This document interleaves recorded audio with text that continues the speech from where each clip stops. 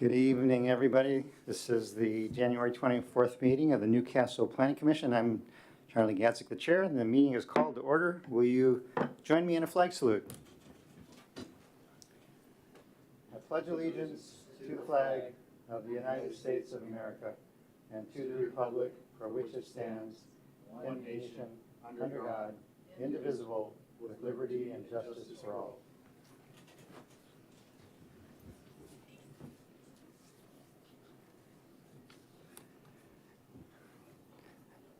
Interim Director Fitzgibbons, will you call the roll? Gladly. Commissioner Marsh. Here.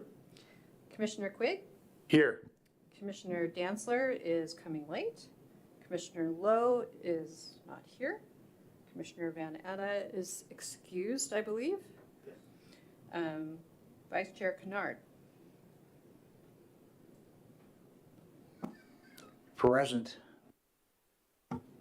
And Chair Gatzik. Here.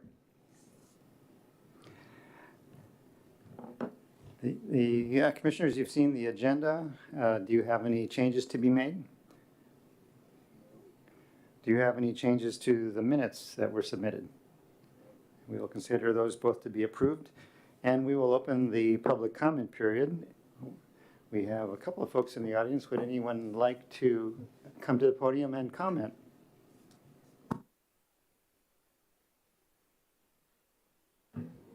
Is this working? Good. Last time I spoke here, the microphone wasn't working. Hi, I'm Carol Simpson, and I live in the Olympus neighborhood. And I'm really glad to see you, not quite all of you this evening, but I did listen in on the meeting last week that you all attended with City Council. And I thought it was really great that you each spoke about yourself and why you're on the Planning Commission and some of your background. And I have to congratulate you. I think we have a fantastic Planning Commission. You bring expertise in all kinds of areas, and I think you're going to be you're really asset to this community. And I have to say, I envy you because you're working on the comprehensive plan, because you have the ability to really guide our city in the future. Now, I take exception with some of the comments in the agenda packet you have today that the staff says, we can't do this, we can't do that, because we didn't get grant funding for this and we didn't get grant funding for that. Well, maybe she can't work on it, but you can. And you guys all have the expertise to do so. It's not rocket science, it's not a business. You can steal anything from anybody else's comp plan around. I'll give you a hint. Lake Forest Park is the most comparable city to Newcastle. It's about the same size and population. It has the same configuration of hills and forests, and getting around is difficult. It has one limited little downtown that they have limited tax base. So Lake Forest Park is a community to look to and their comprehensive plans.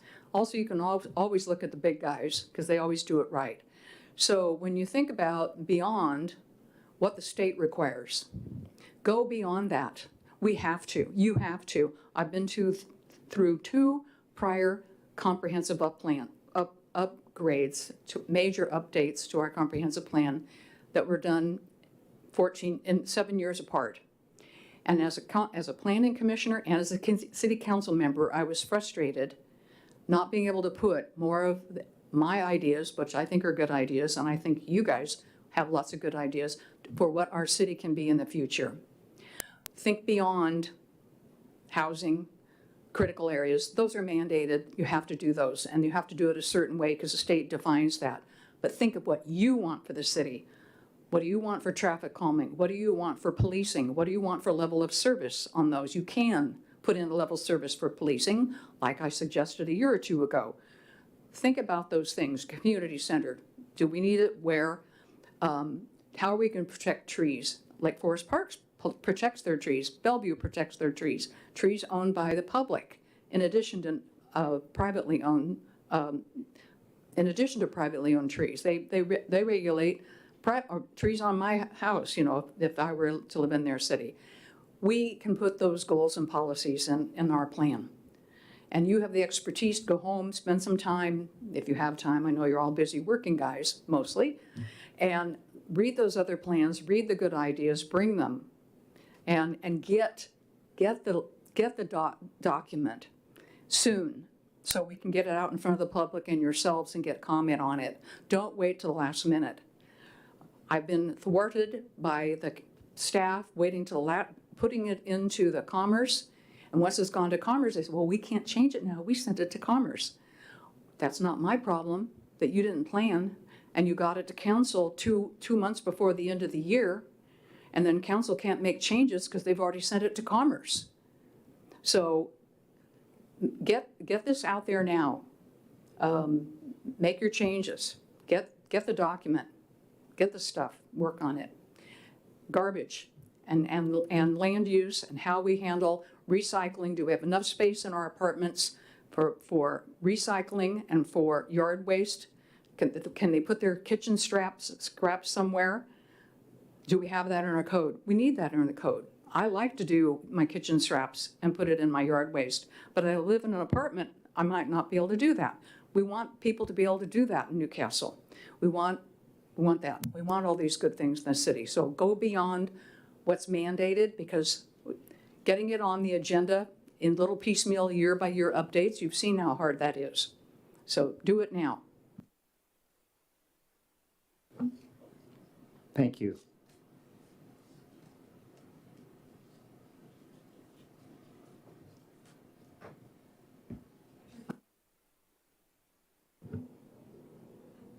Good evening.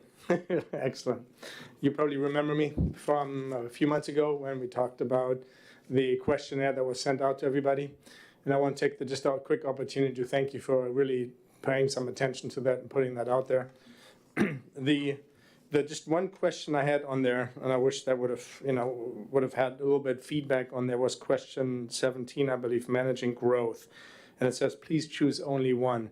And I felt that was impossible, because everyone that was talked about environment impacts, demand on services, schools, parks, change or loss, community character, traffic, public safety, and all of these I think are of significant concern, and enough that I could not make up my mind on this one. They're all really important. So, and the last part for me is just to really, or my question would almost be, in who will be, how can be made sure that the people that respond, I've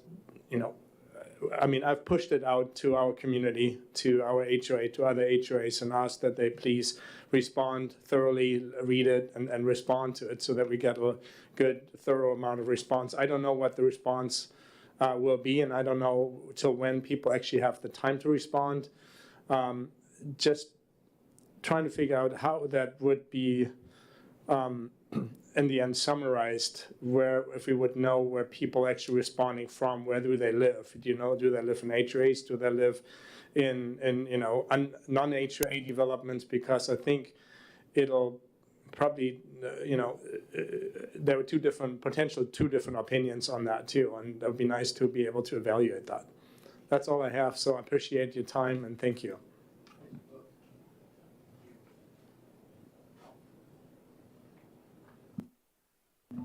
Thank you. While we were having our public comment period, which I now close unless there's somebody online that wants to participate. Okay, close the public comment period. One of the commissioners asked, can we ask questions of the respondents? And I said no. And I can't give you a good reason for that right now, but except for the fact that I just read a best practice about how to handle these things. And they said no, and I was just looking through my papers to see if I brought that. I didn't, so I will come back with an answer about why it's not recommended. However, we have commissioner comments coming up, and so I think you should feel free to comment about things that came to mind as you were hearing from people. And now we're at commissioner comments. So who would like to be our first commissioner to comment? I always have something to say. Thank you, Carol. Thank you, Philip. Oh, I'm not allowed to have a conversation apparently with Carol and Philip, but I will say this in response to what I just heard. I'm just commenting on my own. the comment about Lake Forest Park being a similar sized city that we can glean ideas from, brilliant. I'd love it if we could have a copy of that to look at. I'll look it up online. The idea that there's a level of service for policing that we could put into place, because that's honestly something when we first started talking about comprehensive plan stuff, and we had the little penny jar survey, people kept on saying, what about police, what about, they kept on asking about it, but there wasn't a little jar about that. And so we decided to put a jar there. I thought that was great. And I'm curious to see how the comp plan interplays with policing, because my understanding was there was no crossover between the two. It was more of a budgeting issue, and we were more of a planning group, and so there was not really a policing piece to comprehensive plan. And if Carol's right, that we can have some kind of level of service discussion within the comp plan update that addresses our policing, as we grow, I think that would be terrific if we can pull that off. I don't know how, but I'll talk to her after the meeting. With regards to Philip and just your comments on the survey, fantastic. Thank you so much. I don't know if we can tell where or figure out where people live that commented or where the respondents came back. I think that I might be interested to find that out if that's part of the survey. I really don't know. I think when I filled out the survey, I put in my information, but I don't remember if that was something that I included when I completed the survey. I just wanted to say thank you. Thank you so much for coming to these meetings. We never have anybody here, and it's just great to have our neighbors joining in the process. Thank you, Charlie. I'd like to echo thanks for standing up and making your comments. Certainly looking at other cities is a great idea, and that's certainly when the questionnaire was being developed, one of the things that I did was went out and looked at other questionnaires from other cities, and that's where some of the content came from, I believe, on this last questionnaire. So that's a great idea to go out and research with other cities of our size and see what they've done, and I'm certainly looking forward to doing that. So, thank you. Yes, thank you for that. I can answer some of your questions.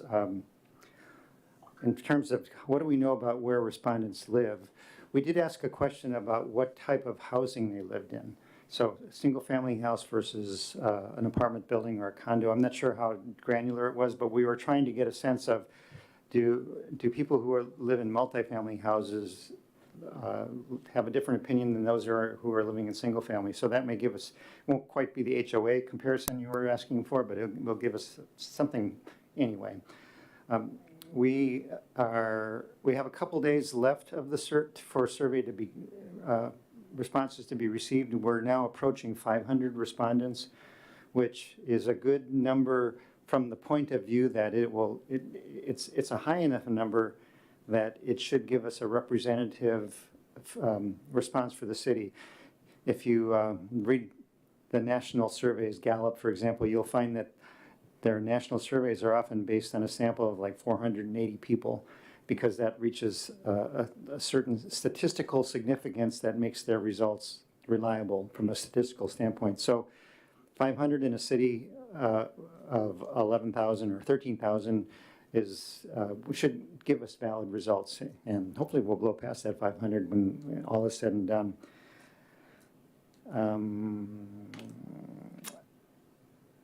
And the comments about the schedule, as it happens, we're going to be talking about the schedule tonight. We'll be hearing the latest appraisal of the realities of schedule from our consultants, and we'll be talking about it as a commission about where we can influence that schedule.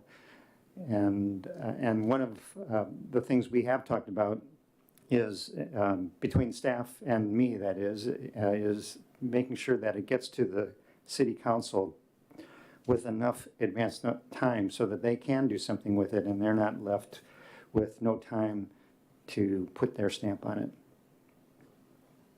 So with that, we will end commissioner comments and go to reports.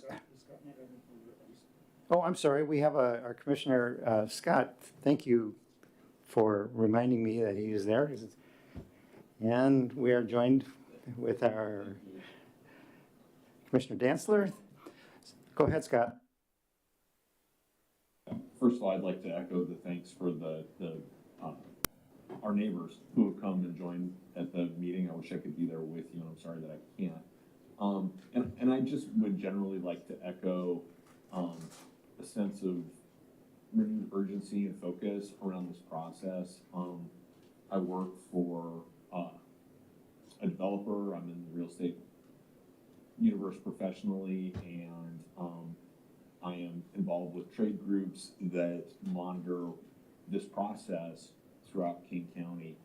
And looking at other municipalities, I understand that bigger municipalities are more complicated in a lot of ways than Newcastle is. But my sense is that, you know, a lot of those communities are either, you know, Seattle's and Bellevue's and Redmonds of the world are either further ahead than us or are feeling like they're behind because they're not. And that's not to say that I think we are in trouble or we're not on target, but very much eager to make sure that we have enough time at the back end of this process to really respond to the city council and to get public input and focus not just on the survey, but also a draft document. And you know, I'm really eager to jump into this next phase. I guess I also wanted to underscore, you know, we are in a legislative session. There's a lot going on at the state level right now. I heard actually just this morning that there are over 700 bills that are being discussed in the state legislature that have to do with development of cities and zoning and city planning. And there's a lot happening. It's a very fluid landscape. So I'm eager to hear what we get from the survey. I'm eager to move on to next steps. And you know, everything I'm hearing in the comment period today, you know, the need to continue to press forward and do what we're doing. I really want to reinforce that. Thank you, Commissioner Marsh. Commissioner Dantzler, would you like to comment on anything? Sure, I'll just say my apologies for being a little late. My work meeting ran late, and I'll listen to the recording to catch up on what I missed. I wanted to add a couple of things before we go on to the next item of business. One is to say that we are holding a special meeting on February 12th, I believe it is, where we will talk about the results of the survey. So that might be one to put on your calendar to come back for those folks who are in the audience or listening to us online. And then I wanted to offer congratulations to Tyler Coyle of the Planning Department, who has been promoted to Associate Planner. So we're happy for that promotion. Congratulations, Tyler. Okay, the next item is reports. The Commission Chair does not have a report. I will turn the mic over to Interim Director Fitzgibbons. It's a mouthful, isn't it? Hello, I just want to also, for the recording, we have Maggie Lowe with us now, so she is here. And I just wanted to mention, I don't have a big report, but I did want to say that I really appreciate all the community. I sent out an email to all the contacts we have for the neighborhoods, plus everyone we have from the comp plan open house that we had last year. And I've had so many people respond and say, yeah, I'm sending it to all 50 of my neighbors, Jim. And, or I've had other neighborhoods who, I've never met them before that I know of, but, they're reaching out and they're sending things out. And so it's the Avalon Apartments, they're sending it to all their residents. So yeah, it's been good. So this is really great community and they're really showing their colors.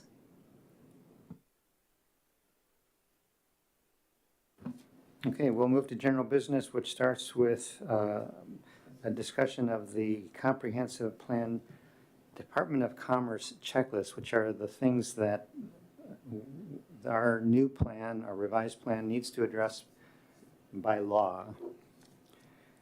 And back to you. I'm going to call you Director Fitzgibbons. Thank you.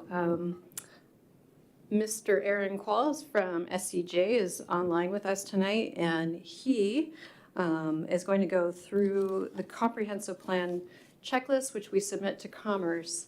And Ms. Simpson's correct that this is not what we have to do. This is the baseline of what we have to do. Is it addressed or not in our current code? And do we need to make updates to make sure that it's code compliant? But I will, with that, I will let Erin take it away. Thank you, commissioners. So I just kind of created a quick summary of the things I teased out of the GMA checklist that we will have to update. You know, as remarked before, certainly this is your plan, this is your community's plan, it's based on your community's vision. And just meeting the minimum standards has never been the intent, I don't think, by this commission, and certainly not what we have baked into our scope in helping you through this process. But these are kind of, you know, summarized key points that for the updates we do have to make, and that's what the GMA checklist is for. It shows what legislation has happened since your last update.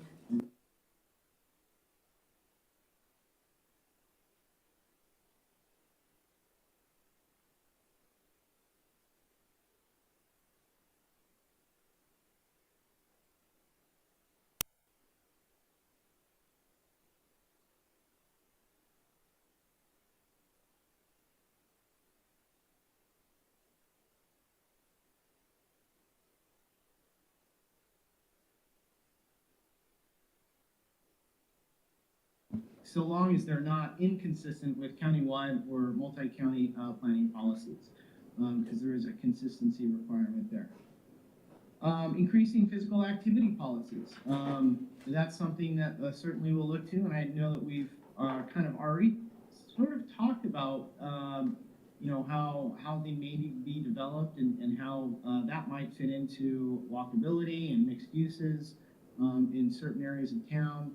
And then that leads nicely into, you know, of course, housing, you know, all the new requirements in the housing element. And we've started working on that and crunching numbers. King County has done a lot of that work for us with regards to capacity. But I think a lot of it comes down to what the preferences are by the community. And the survey, I think, is going to help quite a bit with that, which we'll take into scenarios plan. And I'll go into kind of the schedule and next steps at that next agenda item. So inventory projections, income bands, and housing needs and targets, displacement, including racially disparate impacts and exclusion, and what if any, remedies may be needed. Some possible revisions to critical area policies. And then, of course, as we know, missing middle housing bills, each House Bill 1220 and 1110, missing middle housing, but also ADUs. And then some changes, some policy updates to your capital facilities planning, locations and capacity of expanded or new capacities, and procedures to reassess if there's a shortfall. And what that means is essentially a policy in place that says, okay, if there's a deficit projected, the land use element needs to be updated, because it's really land use that really drives traffic impacts and utility impacts, police impacts, etc. And then essential public siting facilities procedure policy. That's something that you always want to bake into a plan. An essential public facility is kind of loosely defined in the revised Code of Washington as, you know, those things difficult to cite, such as a new jail. They've kind of been expanded to mean behavioral health facilities, which there's now a lot of funding for, and citing those has sometimes been a challenge for communities, and often code does not address them specific. Airports are another example. We don't anticipate one being built in Newcastle, but those are examples of essential public facilities. So you want at least some kind of policy to refer back to if you don't have specific zoning code to address it. Engagement with tribal governments, involving a range of things, this plan, urban growth areas, etc. So we'll certainly be, you know, reaching out to them as, you know, relevant tribes in the area as we continue this process. And then preservation of property rights. There's some requirements there So these are all the required comp plan update elements. There's also a lot of development regulation updates. Some of them tie into these policy updates as well. I didn't go into that because right now we are focused on getting that plan adopted in time for your reimbursement for the grant. And I'm happy to answer any additional questions on this. The full checklist is in your packet. I just have a couple other slides to show with our overall kind of draft schedule, tentative schedule, I'll say, and some key upcoming dates and what we're going to be bringing to you over the next couple of months and to the community. Are there any questions from commissioners?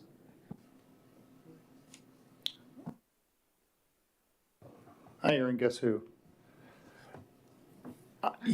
Hi, you mentioned the level of service, right? You mentioned that because I mentioned it, I'm assuming, right? It was brought up in public comment, and yes. Cool. Your transportation element has to have a level service. I mean, that's. Well, time out. The thing that was brought up in the room that caught my attention was the level of service vis-a-vis policing. So I'm wondering if that is something that's part of this at all, or can be something that's part of this at all. Question number one. Question number two, I saw some stuff about changing parking rules to comply with requirements. Can you speak to those two issues? One, what can we do in terms of level of service for policing? And second question, what are the changes we need to make to parking? I don't know. It's just that thing that we got sent. It was part of the agenda. It had a issue. It had a. Are you applying, or do your rules apply to it right now, or do your laws apply to it right now? Second, do you need to change your rules? And there was like a little comment thing, right? I found one that said, are changes required? And it said yes, and it was something involving parking, and I didn't understand. And I don't want to blindside you with a question you're not ready for, but that was something I was curious, like how do we have to change parking rules? Because I know that's been a hot button issue to people I've talked with and met with and in various forums that, too many cars, all that kind of stuff, especially in our neighborhood, people complain about it all the time. So it's a hot button issue. And then the service thing was something that got mentioned in the meeting today. And I know there's something people asked about all the time. And my understanding before was that the level of service in terms of policing was not something that was in our purview with the comp plan. But if it is, I'm curious how we can address it. It's not necessarily a specific policy that we have to work on as part of the comp plan update, but it is one of the many changes you'll have to make through the development code system. So that's a development code update requirement in that. I'm sorry, I can't remember what exactly that RCW speaks to. I didn't review it in preparation of this meeting because I was focused mainly on comprehensive plan requirement elements. But there are limitations for requiring an excessive amount of parking for certain types of housing and uses in proximity to fast transit. Erin, it's the parking minimization for affordable housing, and it says it doesn't go into great detail, so we're gonna have to follow the rules from House Bill 1110 if I'm correct on addressing those. And I'm curious, what does that mean?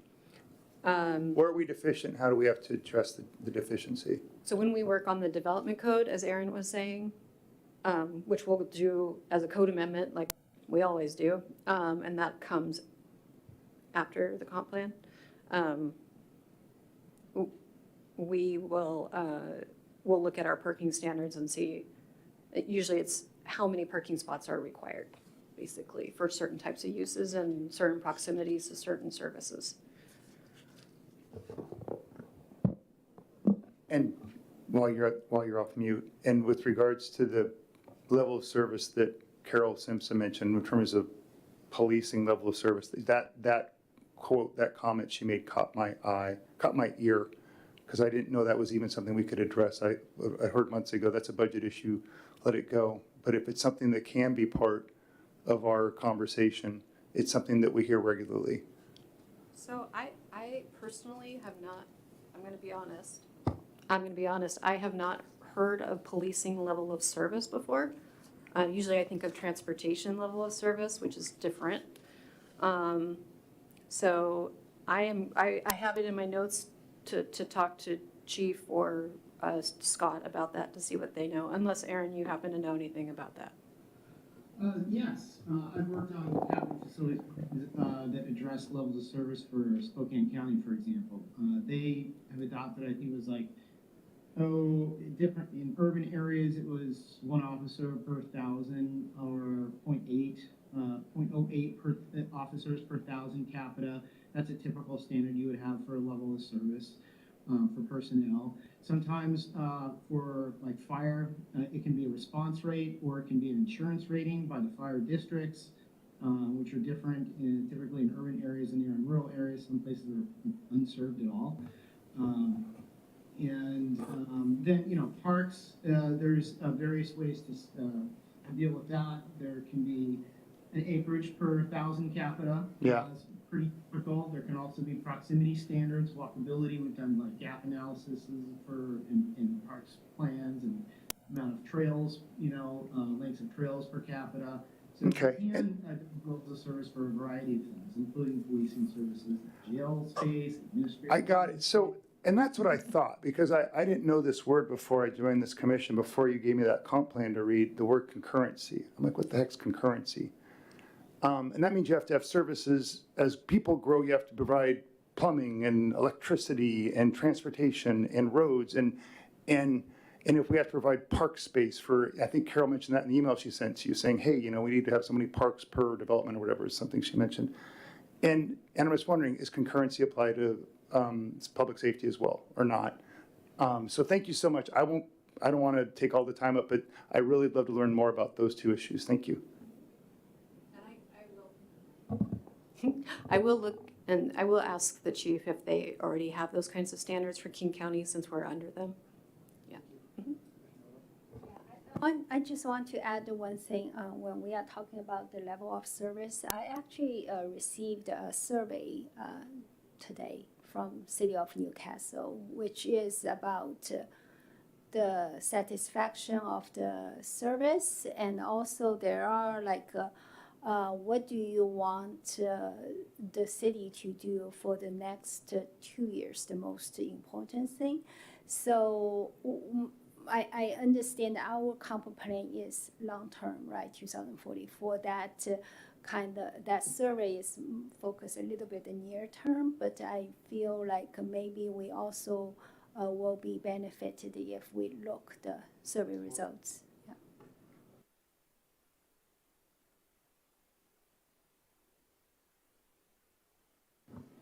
Any other questions on the GMA tech checklist? Then let's move to the schedule.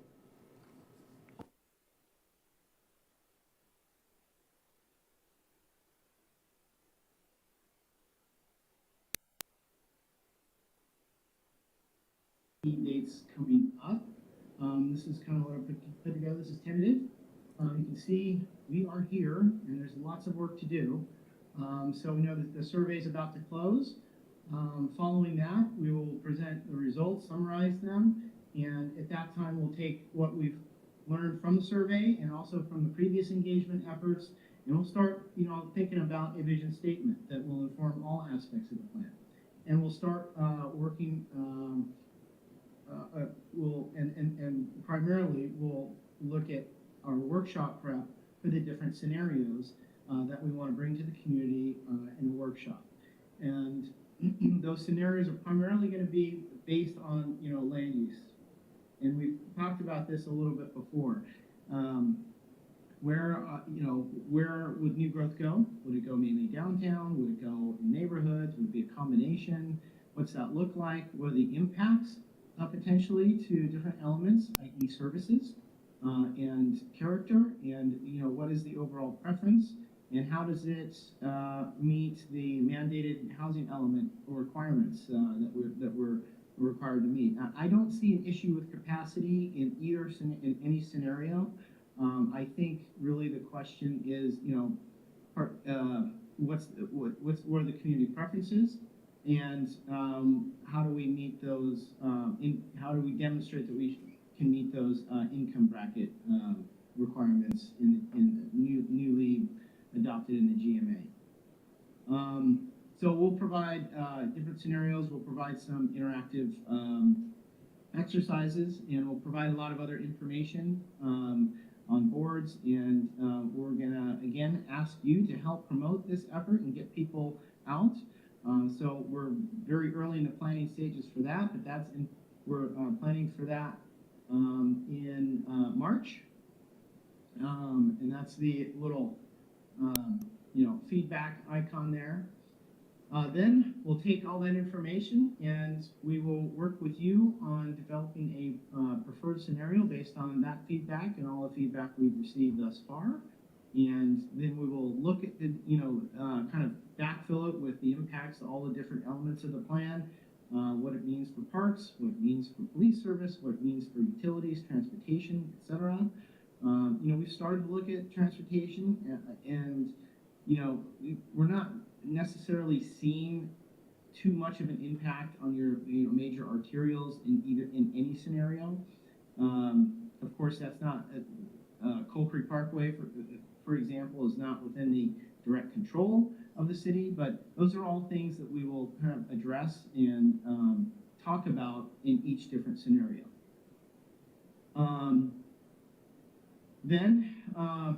So once we kind of nail down a preferred scenario to move forward with, we're starting to look at what the future land use map looks like. And again, it's the land use that kind of drives all the other elements, and that's why a comprehensive plan is thought of as comprehensive, where the land use has impacts on transportation, housing, parks, police level service, etc. And we'll start to develop policies around that. And we'll work with you on framing those. That's really the kind of the legal basis for creating development regulations around those policies, right? And they don't have to be limited to what's required. They can go beyond what is important for Newcastle and what we hear from the community. Then we'll be in good shape to really make an environmental determination. We don't know if we're going to have to do a full EIS or not. I'm sort of, and I'm not we have an environmental specialist on our team who will be looking at that. We've started to talk with her, but it's kind of too early to say one way or another.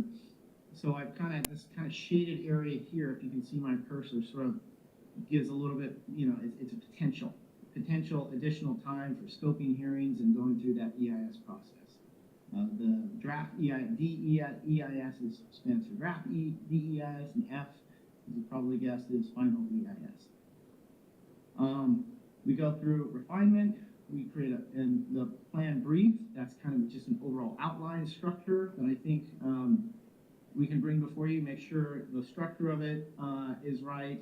The key findings and takeaways, issues and opportunities, and our draft policies are looking good. Further refine it after another meeting with you all. Then what I've baked in here is a joint meeting at that point with with you and the city council, where you all sit down together and review the plan. That way, council has been able to really review it with you in a joint meeting and identify any other changes we need to make. And about that time, we'll initiate the 60-day review. And just for clarity, changes can be made following the 60-day review, as long as it's, not substantial or out of the bounds of what the law requires. But we'll stay in contact with Commerce should any, additional changes be proposed after that time. And then what we've talked about doing is there's the public hearing, which this body will hold. And what we like to do is, and I've had good success with this in the past, we talked about this a little bit when I was in town, is to hold an open house just the hours leading up to a public hearing. And the thing that I've experienced that people tend to like about that is that it kind of gives you an informal opportunity to get familiar with the plan in a sort of, you know, open setting where you can ask questions of staff, ask questions of the commissioners, those who worked on the plans, and of course, you know, I and maybe others from my firm will be there too. So it kind of leads to better testimony, I feel like, and maybe more participation at that, you know, major final public hearing. But at that point, we're really hoping to have things buttoned up. And certainly, you know, before that, and I think maybe at the joint Planning Commission and City Council workshop, that's another opportunity for promotion to the community, to see what they have to hear in kind of an informal setting. If I could fit in the box the little public outreach icon, I would put it in there too, for that, particularly for that joint meeting. And of course, all your meetings are public as well. And then finally, that brings us to adoption in November, giving us a little bit more time to further refine it if needed, and as directed by this body before it goes to the City Council for final adoption. And then we baked in a little bit of extra time should they want to, you know, table it and maybe a couple of tweaks here, a couple of tweaks there to meet our grant deadline in December. And you know, I have to say this is tentative, and this could change. If there's a point in which, hey, you know what, this is a little bit of a departure. Maybe we need to get a little bit more public input at this stage. We can certainly bake that in.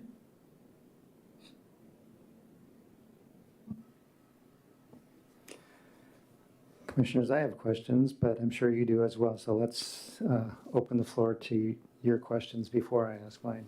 Anybody have a question they're ready to ask? Vice Chair Kennard. Yes, you probably told us before, but exactly when is it that the state mandates we submit that we have to be done? The end of December.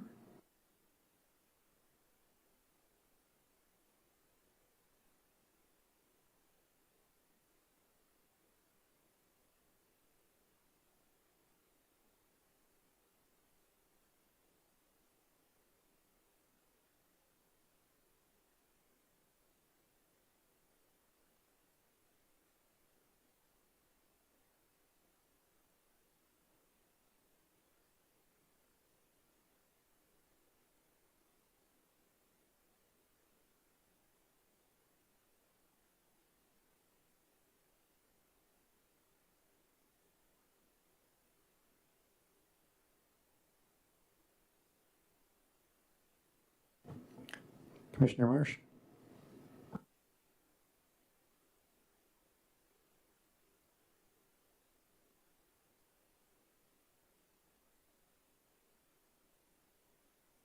About this timeline, and I think what I just heard, and I don't know, Aaron, that you necessarily intended to communicate this, but maybe reading into it, I feel like there's a presumption here that there are going to be maybe some tweaks along the way, but it feels like there's not a lot of room in here if there is any real substantive change that we feel needs to happen along the way. And I'm a little bit nervous about the potential for an EIS process in the middle of this and that not starting until maybe the end of Q2. Do we have time to do this based on this schedule, given the potential volatility around some of the issues that we're wrestling with in terms of downtown development, you know, housing? It feels to me like this is a very ambitious schedule, but it feels to me like it's a little bit predicated on the idea that by the time we have a document in our hands, it's going to be close to good, and there's not going to be room for some minor tweaking here and there. And am I hearing that correctly? I guess is my question. Well, there's, you know, at least once a month, you will have opportunity to keep shaping how how this plan develops, this body, which is the duty of a planning commission.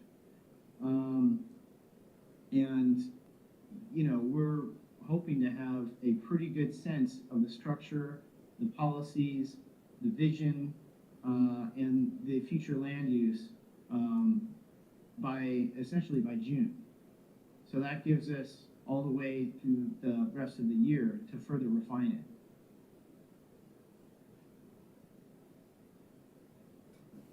Thanks.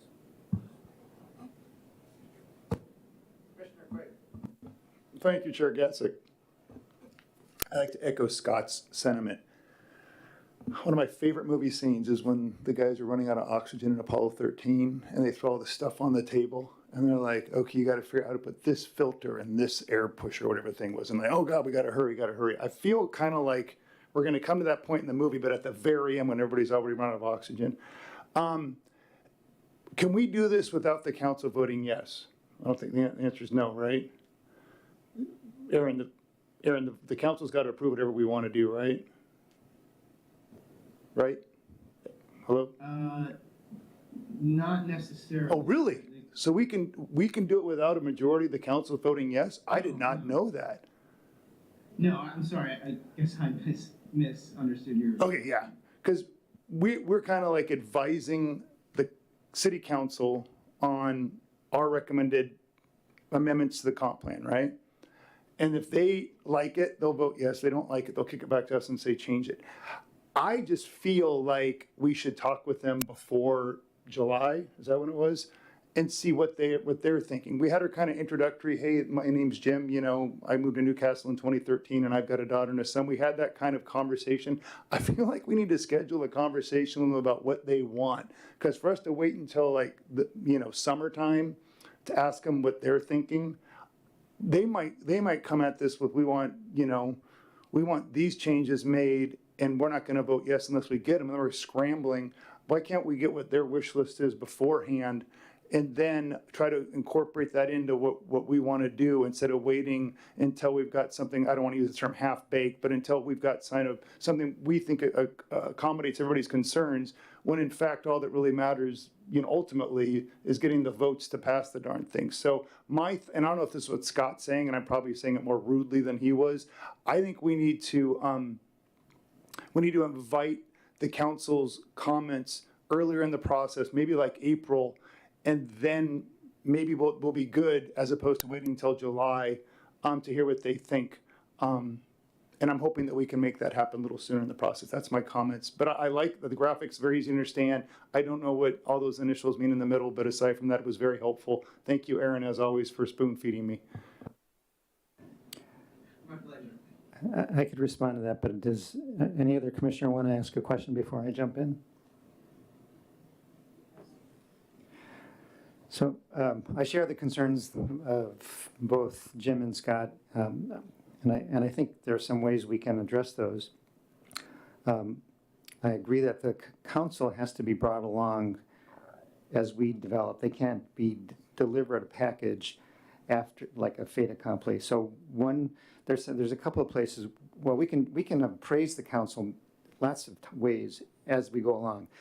One of the biggest opportunities, I think, will be in April when, I don't know if the schedule brings it out, but in April, that's when we need, as a commission, to give our recommended changes to SCJ. Now, these aren't the final changes. This is just based on what, you know, on our study. This is still an open document. We're going to make more recommendations after we get more public input. But when we have those recommendations ready for SGJ, we can present those to the council so they can get a sense of our early thinking. The next opportunity I think that would help is if we moved we either moved or we held an open house earlier when we had a draft plan, and that didn't wait until the public hearing before we were going to vote on it. We're getting a draft plan, it looks like, in July. If we held an open house in July with that draft plan, that would be an opportunity to give the public yet another chance to get upset about something and give us time to respond to their concerns. We could still hold another workshop before the public hearing in September. But I would love to even move that public hearing up till August. I don't know if that's possible, and that's a question for you, Mr. Qualls. But those are some of the ways I think we could work the schedule to make it, give us more opportunity for public feedback and get the council involved.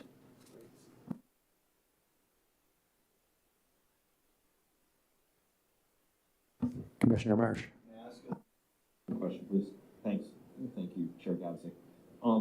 In the event that we end up in an EIS process, does that change the critical path timing for getting a draft of the comp plan for our review?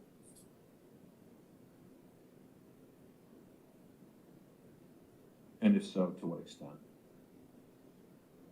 I don't anticipate that it will, but it's really hard to say at this point in the process.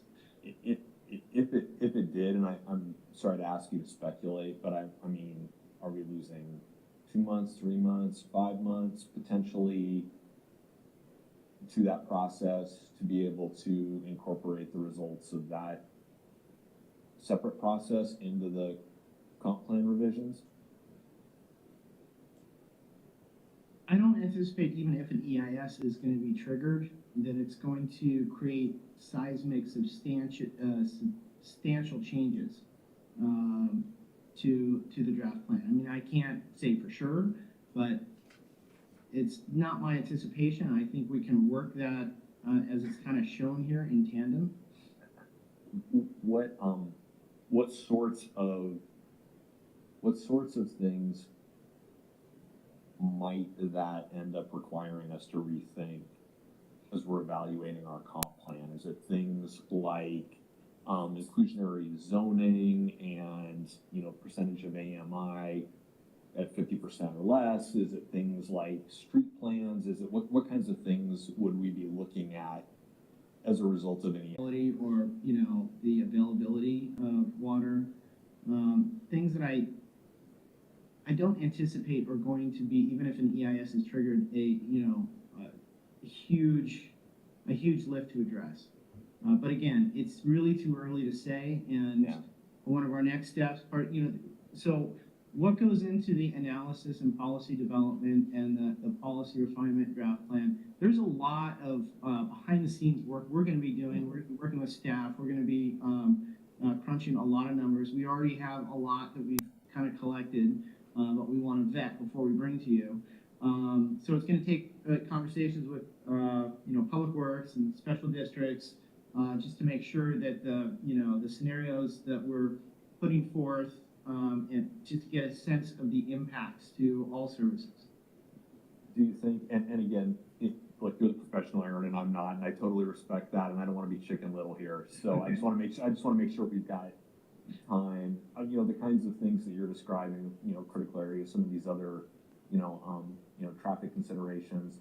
Are these the types of things that probably wouldn't intersect with a lot of the things that we've been focused on as a planning commission over this last year, and that the community has really spoken with us about? Things like, what does housing look like over the next 20 years? What does the downtown look like? Are the kinds of things that you're envisioning might be triggered here? Are they going to be more largely related to less developed areas or potentially undeveloped areas within Newcastle? Or is that, or am I maybe reading too much into that? Well, that's what the scenarios are gonna, that's what the scenarios are gonna help us, understand, where, ultimately we're gonna land somewhere, and that preferred scenario. It's also gonna be based on what the community prefers. That's when we'll really start looking at, we have a sub-consultant that we work with that we may bring in, that specializes in traffic modeling, we don't anticipate huge impacts on transportation, but We work with them on a variety of projects, and they will do the modeling. Essentially, we'll create what's called a TAZ, a Transportation Analysis Zone, or several zones, and they can run models and see what the impact it may be to various different intersections. And if anything, if needed, if anything, that will give us the data to, support whether or not, that will help support whether or not doing the EIS, and will help us understand the impacts to the scenarios or chosen scenario, and so that we can also bake in policies and for addressing them. And I appreciate all that, and I guess bottom line, to the extent that we may need to engage in this process, this is something ultimately we'll be able to parallel track Yes. with the other things that we're doing. It's not gonna necessarily become a critical path item that's gonna be pushing us into 2025, and we're really gonna be scrambling.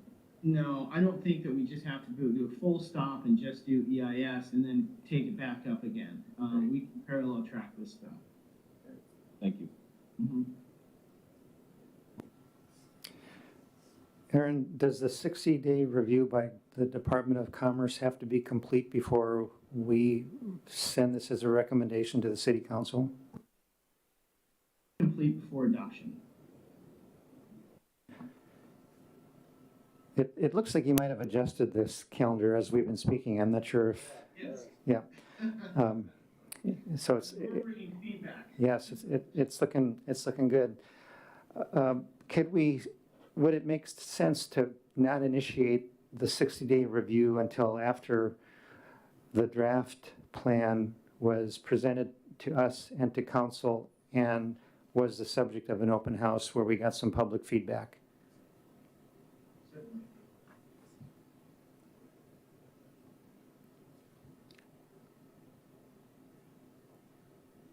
I realize give us some extra time to respond to it if needed, so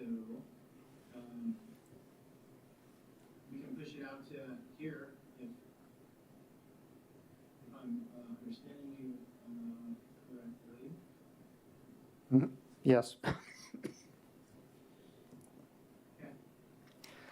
So if we have a draft plan, I think you're saying in July? Or was it June? I can't remember what you said.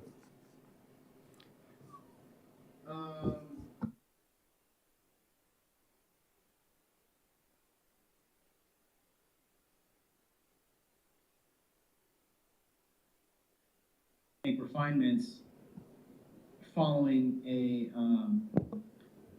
following an open house, which I just baked an additional one in there. Aaron, sorry, if I can, sorry to interrupt, but I was just curious if we push our 60-day review to just towards the end, what if Commerce comes back with substantive changes? Because everyone's going to be pushing theirs similarly to the end of the month. So I don't think we can push it out to October, but September?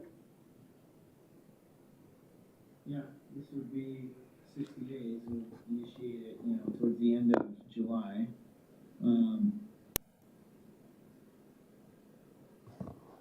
Could we initiate it? I'm just saying push it so that at least we would get Commerce's response by November in case they have big changes for us or see something is that possible? You want to push it further to November? No, I'm sorry. So that the end of our 60 days is in November, not December. Just so, yeah, so I guess it would be September, October, November. You had it there, right, at September? Right now, I'm showing it, through the end of September, potentially. Okay. Which gives us plenty of time for refinement before it Goes to council. hopefully the termination of the 60-day review will be before the public hearing, and if there's anything big, we can at least address it then. That's how I would prefer it, so that if there are any red flags, that we can look at that at the public hearing and have time for refinements before it goes to council for adoption. Is that that make sense to you, or? It does, yeah. As long as, yes, as long as council has had their eyes on it enough so that when it goes to them for adoption, they're comfortable with it. And there aren't substantive changes before that. It's quite a juggling act, isn't it? Yeah, and you know, I didn't go to the fine detail of, you know, every opportunity there is, which I believe every month, to update council on the progress. And, you know, but certainly, regardless of whether we show that whether we have a joint meeting or not, a council can still be updated and still be abreast of what's, you know, the changes that are being proposed, the draft policies, the future land use map. There's other opportunities not shown here on this, you know, really top level map or Gantt chart of you know, opportunities to keep council updated on the progress. Thank you. The draft plan, I interpret that to mean a document with the actual language that could become the final plan if it were acceptable. Is that right? So before we get to a draft plan, we're going to know, even though we don't have exact language perhaps, we're going to know these are the bullet points where there's going to be changes, and if there are any significant changes, we're going to know those well before we get that draft plan. Right? Changes From the existing comprehensive plan. yes. So if we know beforehand, we can have a conversation with the council beforehand about here's what the big changes are looking like. And in July, we'll have actual language that shows how these are translated into the plan. But we can give them a heads up and we can get reaction from them perhaps in June. And I'm not sure if, I guess whatever the earliest is that we could do that, we ought to put in a step where we have a conversation with the council about here's the direction we're heading with the changes that we think are significant. So that when we get to the draft plan, well, let me back up a step. If we get signals from the council that we're off base in a serious way, I don't know that. I think we're going to want to know that before we present something to the public in a workshop in the form of a draft plan. So, if we got reaction from the council, say in June, to just the highlights of the changes, and we got direction, or let's say not direction, because they're not directing us. If we got a response from them that would prompt us to want to look at things differently, that we could propose that in time for that to become incorporated in the actual draft plan. Then when that draft plan came back to the council and also was the subject of the public, of a workshop, it will be more aligned with it, where it will anticipate and we'll have had a chance to respond to council direction. Yes, and so what I've heard is that maybe we, you know, rather at the, you know, when we get to the preferred scenario stage, which is the future land use, which kind of, you know, has an impact on, you know, where services are needed, would be needed, what impacts transportation, all forms of transportation. That's, you know, maybe a good point in which we can vet that with the city council. That's kind of what I baked in here, to have maybe a joint meeting. It's a little aggressive, but I think we can do that.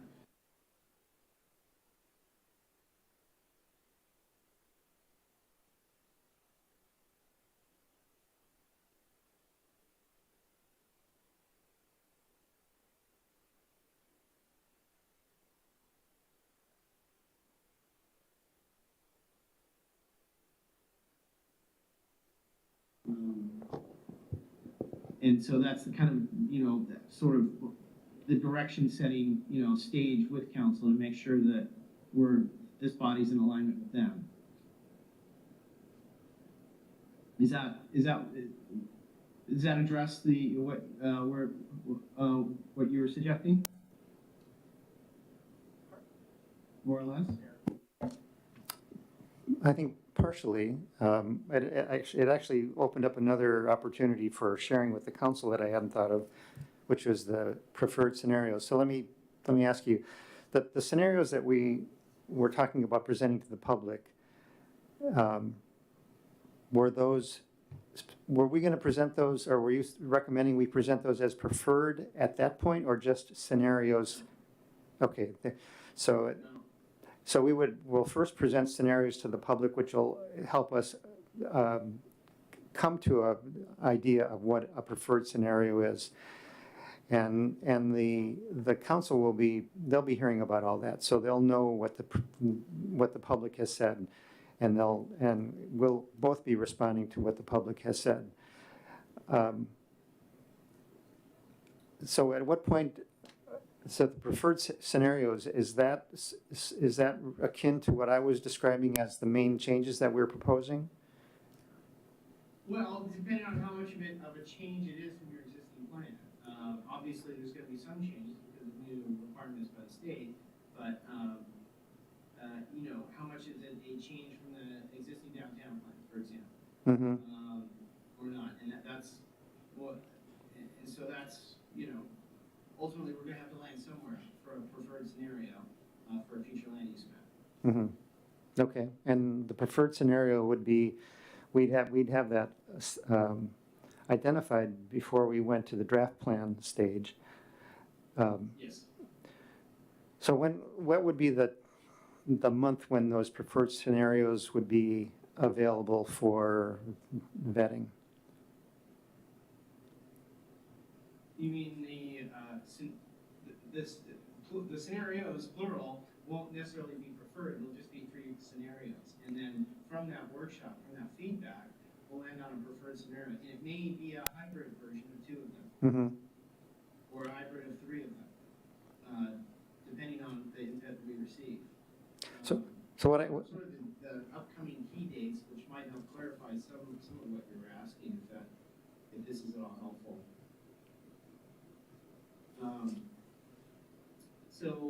The survey closes in a couple days.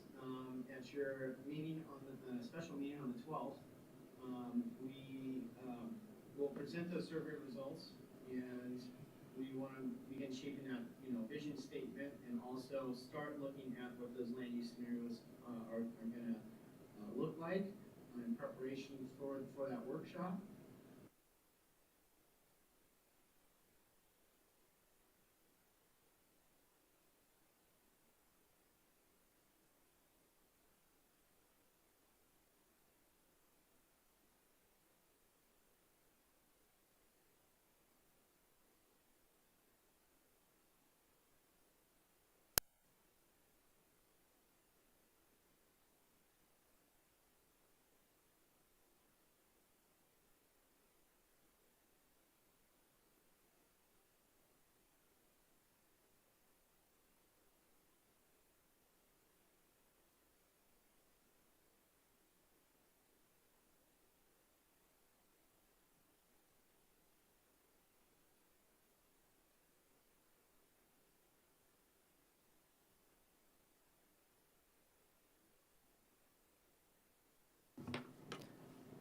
So what I'm reaching for is the month when we would approach the city council and say, here's how things are shaping up. Here's where we think that there may be some changes that we want you to be aware of.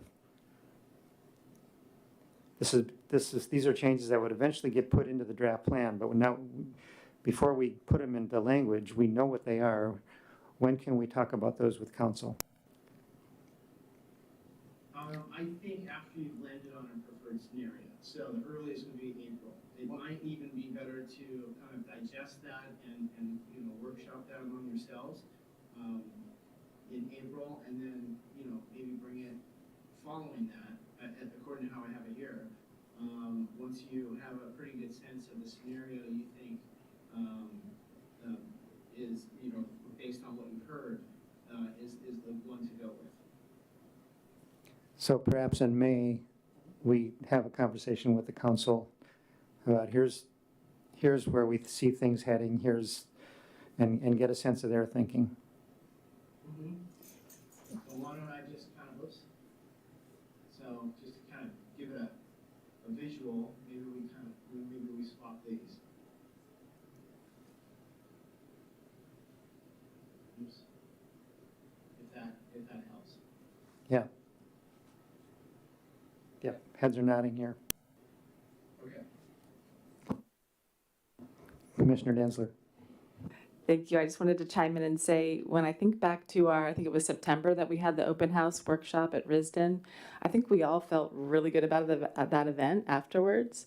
But I do recall that, we added a meeting ahead of time to plan for it, and there was a lot of, promotion thought going around it to get people there. And then I do remember afterward, too, we needed time to sort of digest it as a commission and then, as individuals, and then come together to discuss it. So I like this new plan, or what you just did, because it allows the commission to have time to talk about the event before we're presenting something to somebody else.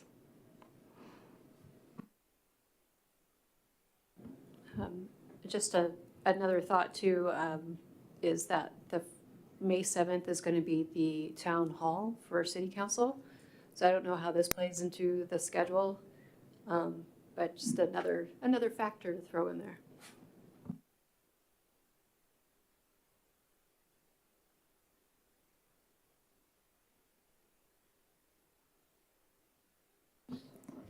Commissioner Marsh.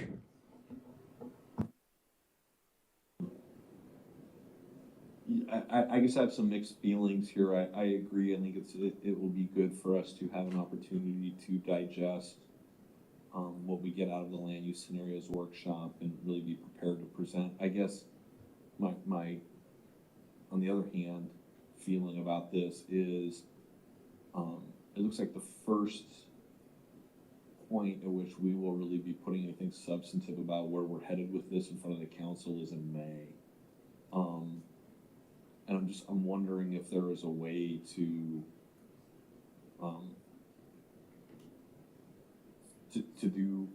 get their engagement more specifically and completely as a body, and not just as individuals, or not just through notifications sooner.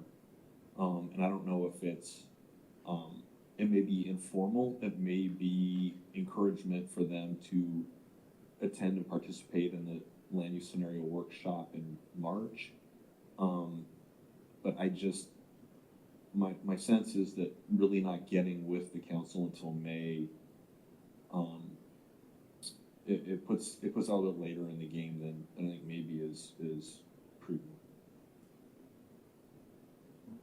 Yeah, I'll just, if I can just add on to my previous comment, I think it's important for us to discuss it as a commission, but I think there's always an option to, add a meeting for us to discuss it at the beginning of April and maybe have it ready for others to look at it at the end of April. I think it's more of that we talk about it, not necessarily that we need a whole month to talk about it. I guess along those lines, maybe that's more the thinking.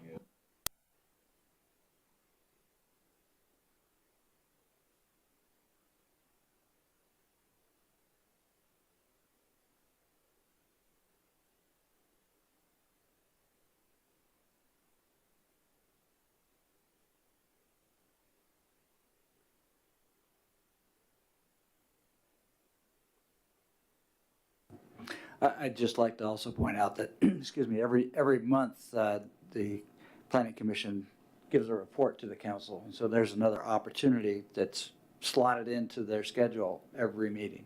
So we do have those chances.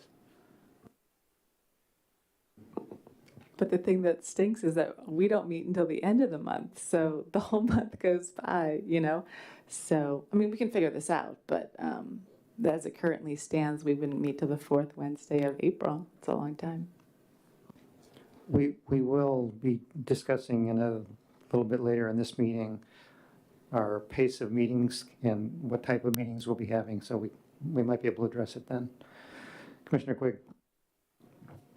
After Philip and Carol spoke, my question to Charlie was, can we ask them a question? No, we can't. I was so mad, stupid rules in these meetings.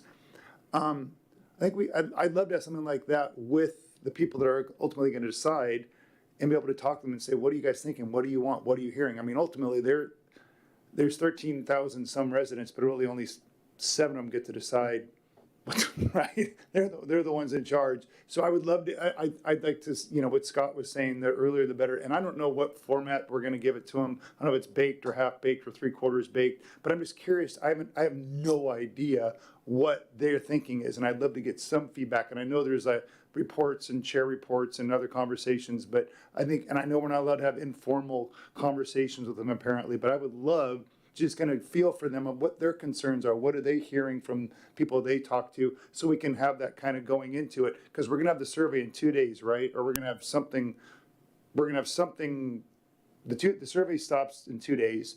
And then I'm wondering, what do we get? Do we get like a pie chart? Do we get a pretty presentation? I would love just to have the raw data. If I try to give my boss a pretty presentation on how brilliant I am and how she should give me a raise and how I deserve a bonus, she'll say, yeah, Jim, give me the raw data. I can't just, so I would love to actually see the data behind, the presentation if we could. I'm assuming that it's coming in and maybe somebody's already looked at it, but Aaron, Mr. Aaron on the thing, what are we gonna get in 2 days or whenever you close out the survey and you're ready to, start crunching the numbers?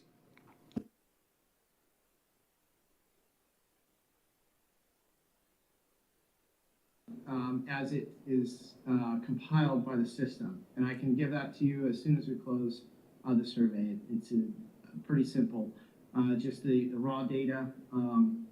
But, certainly at your next, on the 12th is when we want to maybe use it, write it up a little bit. And by the way, these little write-ups, summaries, engagement summaries, these are all, things that will eventually be in the plan, right? So we've, in a sense, we're starting to draft the plan already, if that makes sense.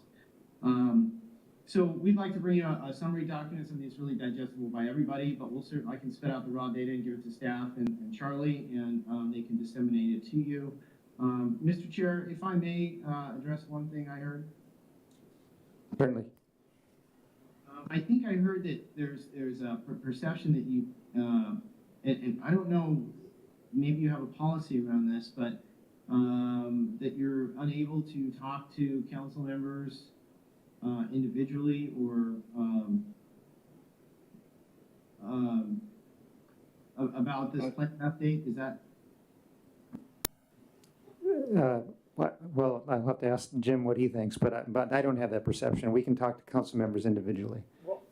I guess I shouldn't say the word individual. I'm talking about like, sitting around and chatting about. I mean, I'm sure there's lots of important things our council members are going to do. I can't imagine there's much more important than this document. I mean, this is the blueprint for the city for the next 10 years on some really, really, really important things, and I would think they'd want to have a conversation with us about it. So I just think that'd be great. And I don't know what form that can take, but I would love to be able to have a conversation with them that's not so, like in my HOA, I want everybody from every house to come to the meeting so I can meet these people, and it drives me bonkers that there's these neighborhoods that never frickin' show up to the get-togethers. So I don't know what they care about. I'll hear from the same people over and over about traffic and garbage cans and paint colors. And I'd like to get I want this document to reflect what the citizens are doing, which is what I love, Aaron, what you did with the survey. I think you did a really good job. It's very easy to understand. And I want the changes to reflect what the people want. And so I'm just hoping that it also incorporates what the people that I get to vote want. And so as much as I can get a conversation with them going, it'd be great to figure that out before we kind of go into those probationary, we can't make any changes periods. So that's what I'm thinking.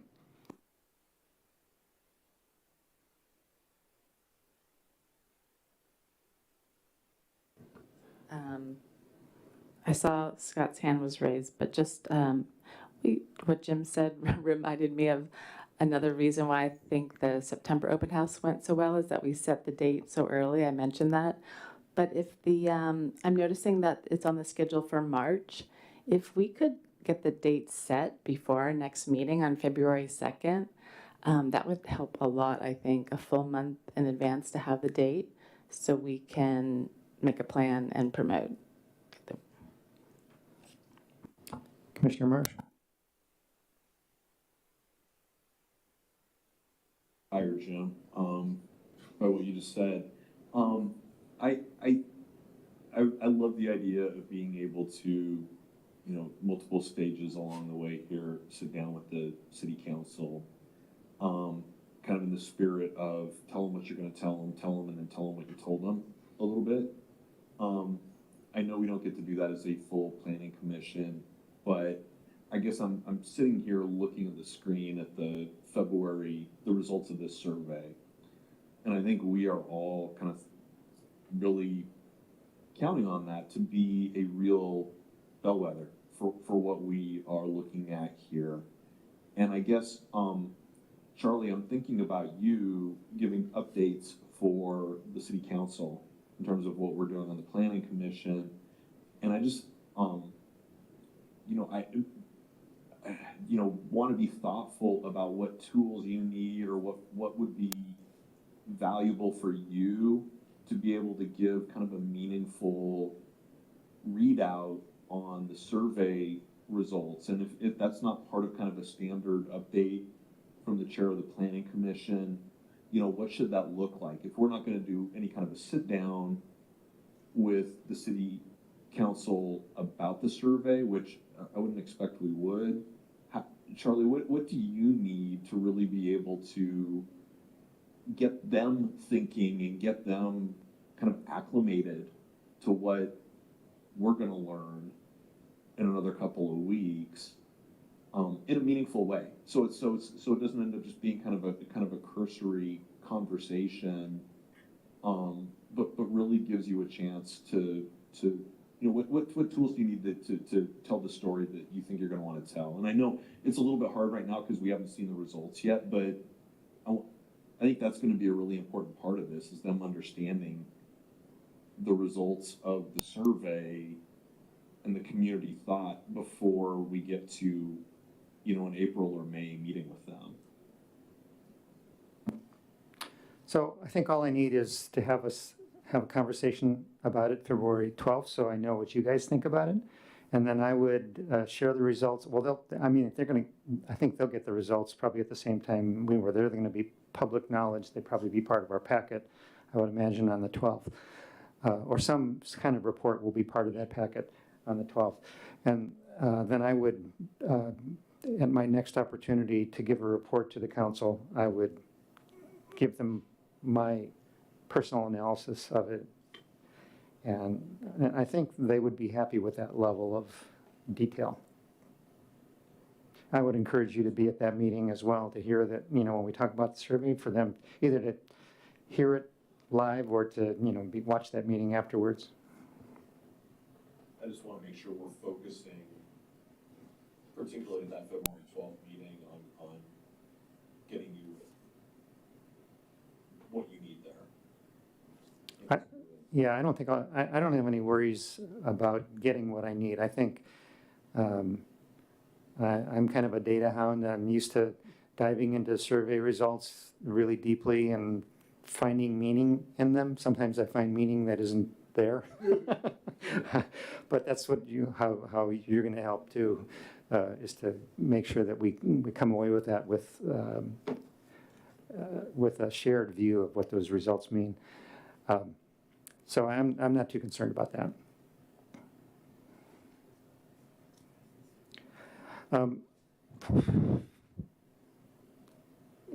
Other commissioners have questions? Just want to check with you before okay, so we're talking about we're presenting the preferred scenario to the council in May. I think that's where we landed, am I correct, Aaron? That's where I see the joint meeting there, and then we're talking about the preferred scenario? Correct. Okay, and then,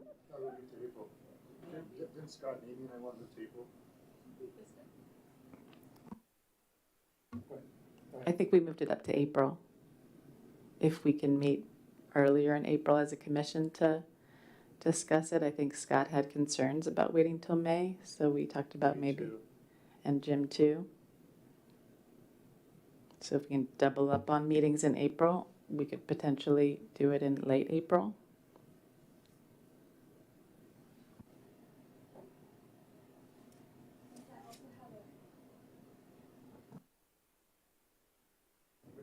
Okay. I have a question. When we say meet with council, is it more, the document is more draft or policy development stage or still scenario? I guess scenario, so it's still very, it's preliminary. Yes, I mean, everything is preliminary until it's adopted, really, but, the thinking here, this amended version from what I originally presented, really gives you time to digest the workshop and then, kind of narrow down a preferred scenario based on what you heard from the workshop, based on the survey results, and then come to council with, just to kind of give them an overview of, this is the direction that the plan is heading. Here's how it differs from the existing plan, and here are some policies that, that are, going to be supported. Here are the implications that this scenario brings. And so just to give them kind of a sense, this overall kind of a sense of direction and solicit their input in a joint meeting that we can incorporate, throughout. Or if it's red flags go up, we can address those as and if they come.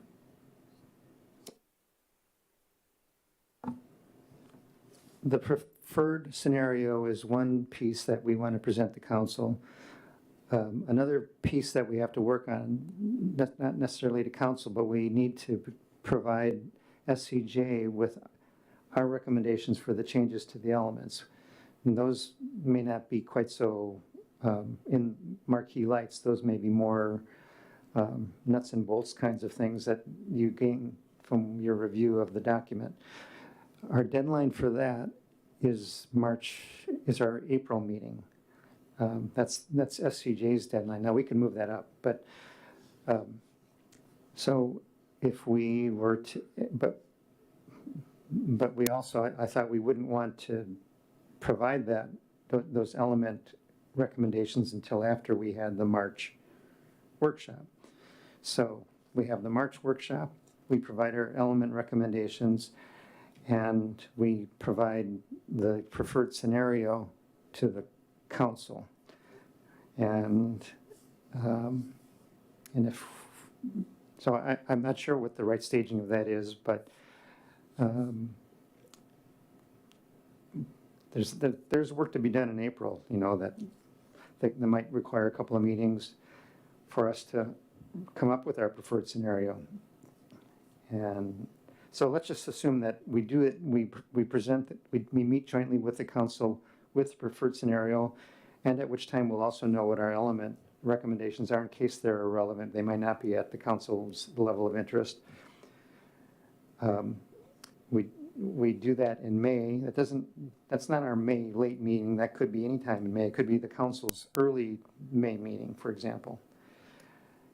And what we hope to get from there is to see if there are any concerns from the council that we want to know about before we go to the public with our first presentation of what might be changing. Now, we talked about presenting the draft plan to the public. I think I forget where we landed on this, but a while ago, I was trying to get a point where we interacted with the public on the plan before we submitted something to Commerce. So after we get the council's input, then we pitch something to the public to get their reaction, and then we go to the next stage. And I can't recall whether that what we pitch is going to be another highlights type thing. Maybe that's all it is a highlights type thing, because we don't necessarily have to give them the draft plan unless it happens to be available earlier, but that's July. Was the last thing I think I heard we say was when the draft plan would be available. So if we're meeting with the council in May, we could have a meeting with the public in June where we give them something to react to and get a reaction from them that can then go into the draft plan before it becomes a draft plan. Now I'm remembering. That's why we wanted to get the public input before there was a draft plan.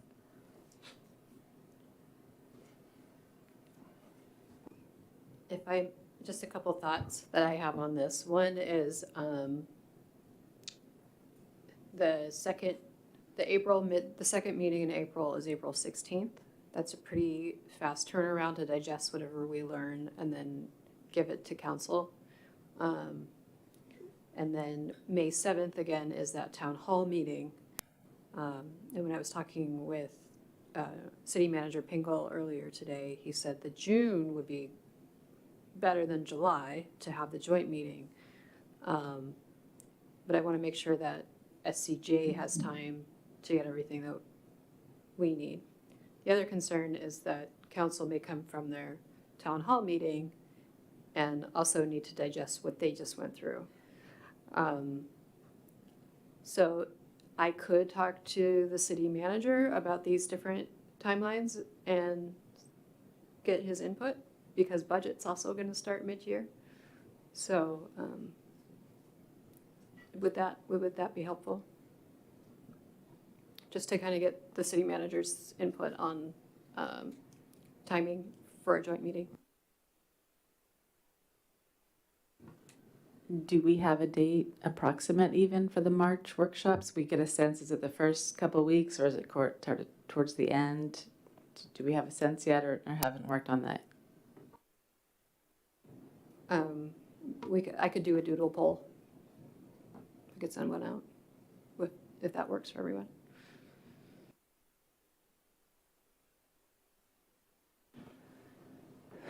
Is there a need to know what the preferred scenario would be before the town hall meeting? Would we want to use the town hall meeting to talk about a preferred scenario? I mean, that's not a question just for us, because the city council has a whole bunch of things that they might want to use that town meeting for besides the comprehensive plan. But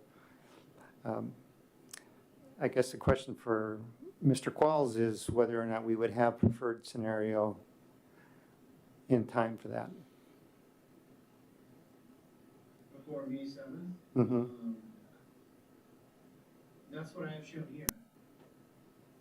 That we would kind of nail that down by April, following the workshop in March. So one opportunity is for us to get that preferred scenario to the city council before the town hall meeting, and so they can decide whether or not they want to make it part of the town hall meeting.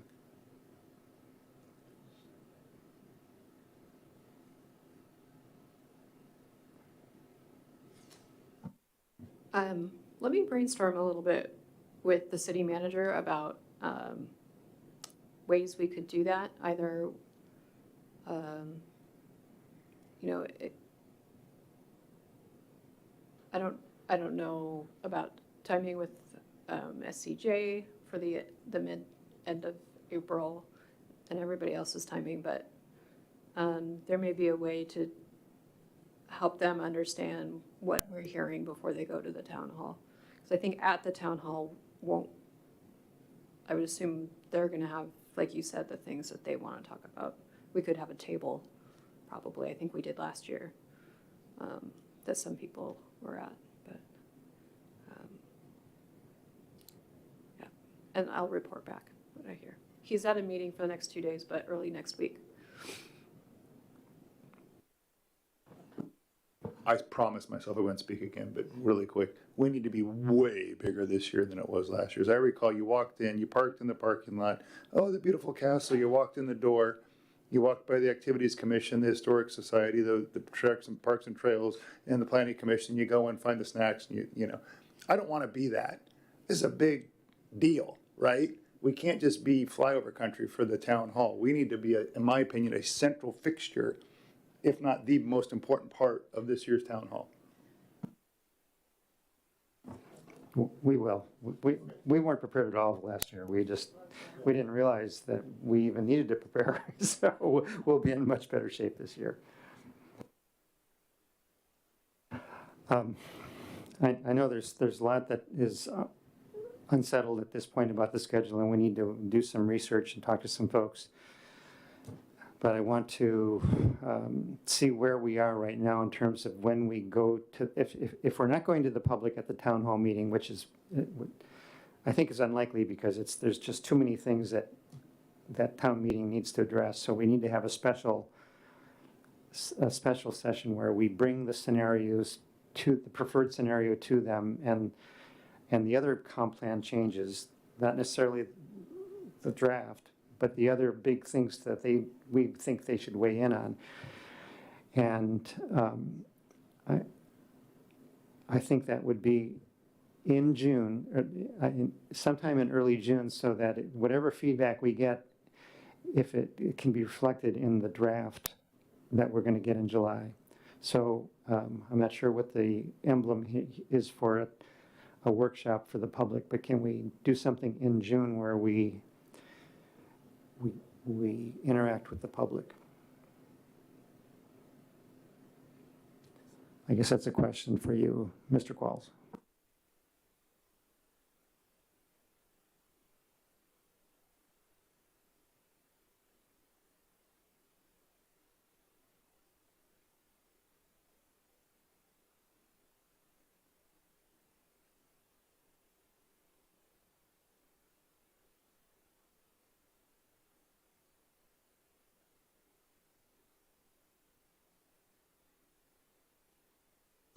So the two TV or the two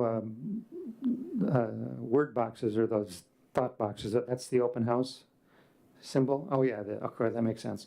So if we had that I think it makes sense to have that in June. And you don't, I'm not sure what you're thinking you need to prepare, but what I'm thinking of presenting would be the preferred scenario, and then just highlights of what we think are the other major parts of the plan. Like, for example, if we land on a level of service for police, that would be something we would bring out. We wouldn't inundate them with all of the details of all the plan, but we would identify the things that we think would be like the top 10 maybe. Yeah, the meat. Right. And then we would get feedback that we could then, and probably we would get feedback that night that we would turn around and give you, within a week or two, so that you can incorporate that into the draft that you're planning to give us in July. I want to go to Commissioner Marsh.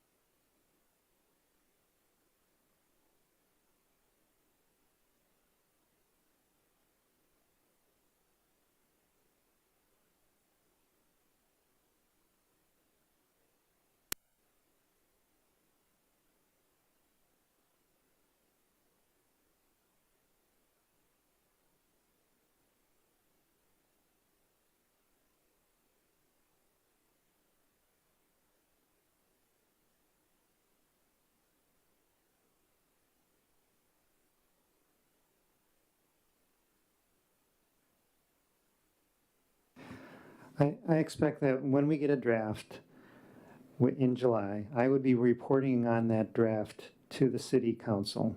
We wouldn't need a joint meeting. I would be telling them, okay, here's the draft, we're getting down to the wire here, and this is what it's gonna look like.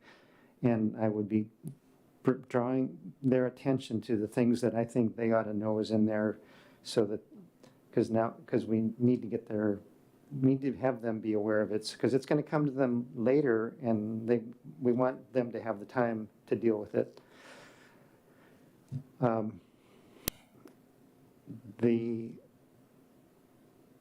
If they have input to us, they don't have to wait for a city council meeting to give it to us. They can give it to us individually. If we are keeping them involved like we have just kind of described over the last hour, I think that we could have the public hearing in September. We could have the open house in September, the second open house. And what we would be delivering to the council would be something that is close enough that they should have enough time in the remainder of the year to mold it to their own character.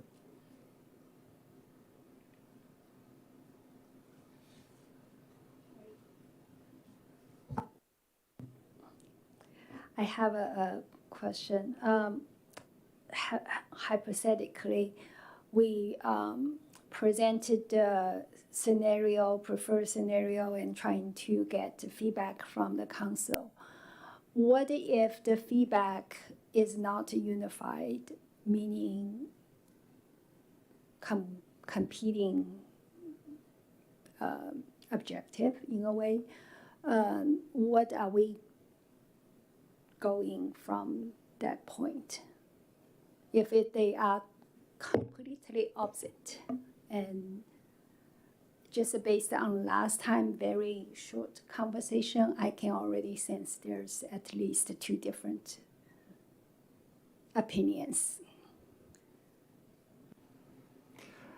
Then we just make a recommendation as a commission and we give it to them. I think there's a very good chance they're not going to, I mean, I agree, they're probably not going to be unified. We're going to be hearing two different viewpoints, and our job is not to present a plan that the council, that will get a majority of the council's view of it. I think our job is to listen to the council's concerns and try to address them in a plan that we think is the best plan. And then they can decide whether or not it is worth enacting. They can change it, and they can work out what kind of majority is required to change it. That, that's their work to do. Our work is to give them our best plan, but not to prejudge what they think is best, because I think they're not going to know until they vote on it. Because what's best is going to be what gets the majority vote, right? And that's going to be a process for them. Does that address your question?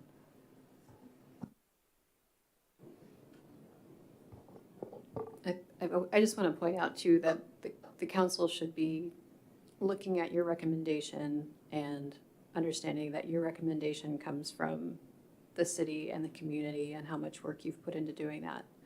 So I think they already understand that, and so I think they will listen to what you have to say, and what you recommend on.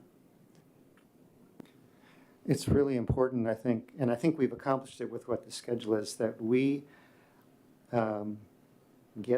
we listen to the public at every opportunity we can. We give them, so that the council knows that what the public is asking for, and they can be comfortable that they are representing their constituents.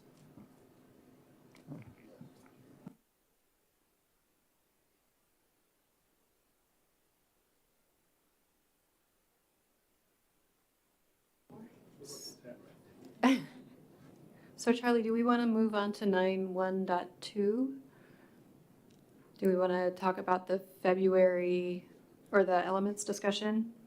And Aaron, if you want me to report back to you if you need to go. That would be great. I'm a little late for an engagement if that's all. I can That's follow up fine. with you later. Okay, thank you. As always, great discussion. I really appreciate the feedback. You lie so well. You get out of here. Sorry it took so long. Great. Yeah, thanks, Aaron. Okay, the next item is the element discussions. Now, this is something we've been talking about for months, actually, and it's kind of evolving as we get a better understanding of things. This started out to be, or maybe didn't start out to be, but the last iteration was, let's talk about two elements in each of our monthly meetings where the commissioners who are responsible for their element talk about the changes that they wish to make. And the whole commission hears it, understands it, and weighs in on it so that we can, that commissioner, so that we can then kind of know where we stand on that particular element. And I think we still need to do that. Originally we were thinking, or at least I was thinking, we would have started this already, but there's some advantage to waiting until we hear more from the public, although I don't know if there is or not. I mean, a lot of what we have gleaned from our study is not going to be issues that rise to the level of public interest. They are more nuts and bolts, I think. Some things certainly will, and those will get more prominence. So let me switch gears and say, so we were talking about doing that in a regular meeting, 2 elements per meeting. That would mean that we would do 2 in February, the regular meeting, 2 in March, 2 in April. That's kind of a slow pace. Yes. Another option would be that we schedule a special meeting, and maybe it's a long meeting on a Saturday, for example, where maybe we try to knock them out all in one day and just get that done. And how big of a task it is kind of will depend on how much we all get in the weeds. But that's what this discussion here is about. How should we address that? So let me just open it up to the commissioners and see what you think. Commissioner Lowe. Yeah, Charlie, I guess I'm a little bit confused. So what is the land use workshop on the schedule? I thought it is the element workshop, or it's not? The land use workshop will be where SCJ presents, let's say, 3 land use scenarios about how our land use would change based on changes in the comprehensive plan. So it's and the elements, I think, are just more, they're at a lower level. They're of analysis, not lower in terms of importance, but they're maybe just more detailed. So, for example, when I looked over my element, there were things that I wrote in the margins like, is this realistic? Does the city even do this that was, called upon that the city do back in the last comprehensive plan? Or should we just eliminate this because it's pie in the sky or it's no longer relevant? Or another question might have had that I recall was, is this something that is really part of the city's role? Because this is done by the Public Utilities Commission. It's not really, so there are questions like that that are sort of, they're technical, I think. But what we want to do, I think, is give SCJ a marked up copy of our existing elements so that they can use that as a way of building those recommendations into a better plan. Because they might restructure the whole plan, the elements might look different. They're going to, as they talked about, they want to integrate things a little better so that there's not so much repetition. We want to give them the marked up version of the existing plan by April 24th. And how do we get to that point is the question. What's the most efficient way to do that?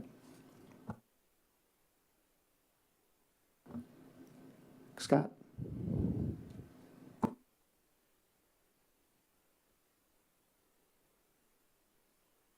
Go ahead, Scott. We can't hear you.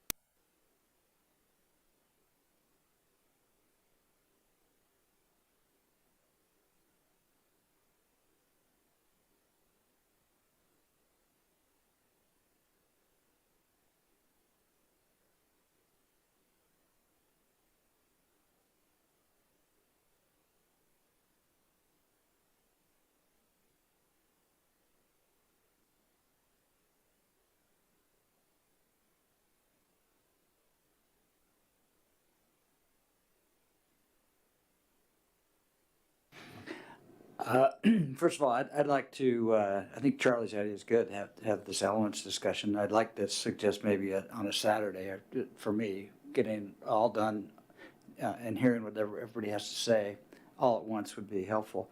And also, I think, Scott, if we just do a markup, even if we're not exactly right with our legal requirements, that's what SDJ is supposed to take care of. They're supposed to keep us from going in that direction.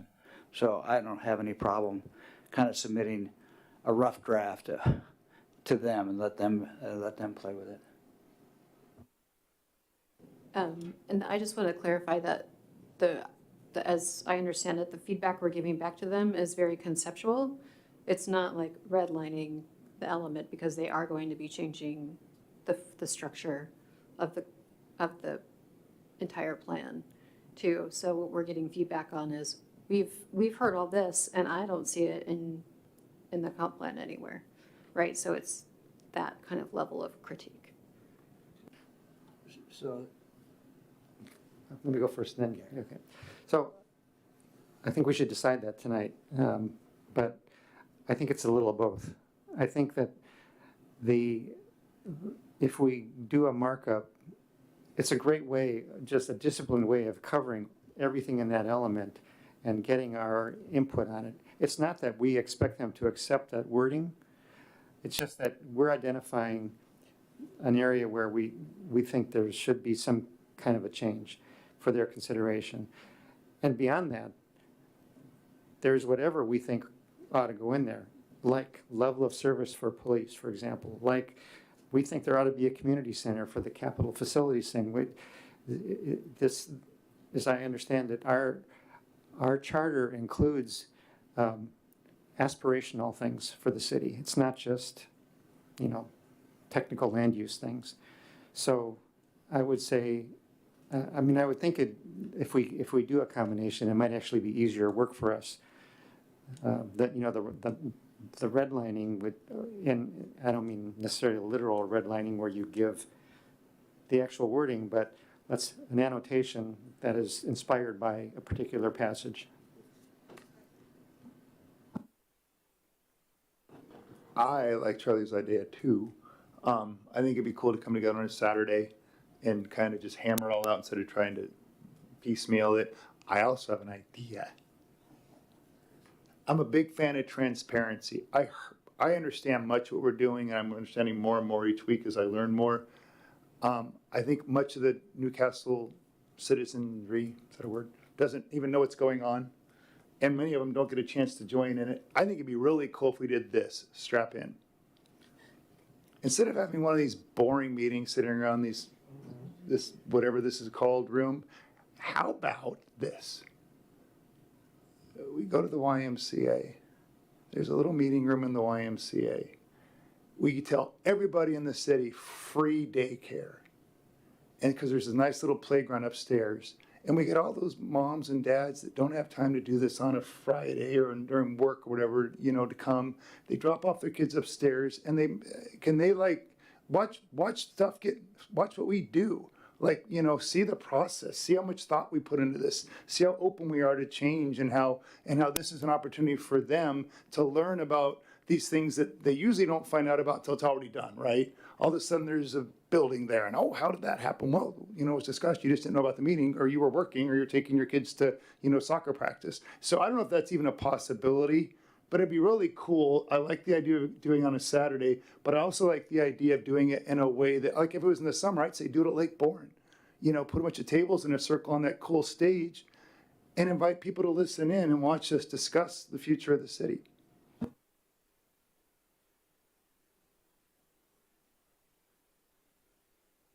You want me to respond to that?